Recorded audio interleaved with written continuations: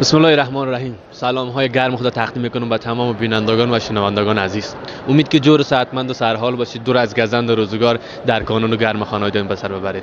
امروز در ولایت فاریاب در ولسوالی زیبای و همیشه سبز گرزیوان قرار داریم.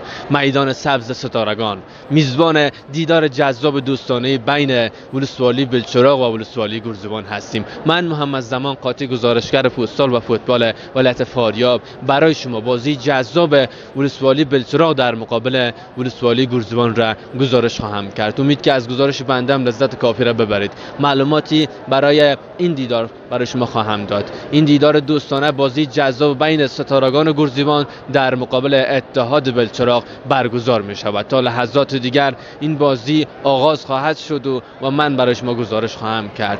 برای تیم قهرمان یک کاپ در نظر گرفتن با همراه 2000 افغانی برای تیم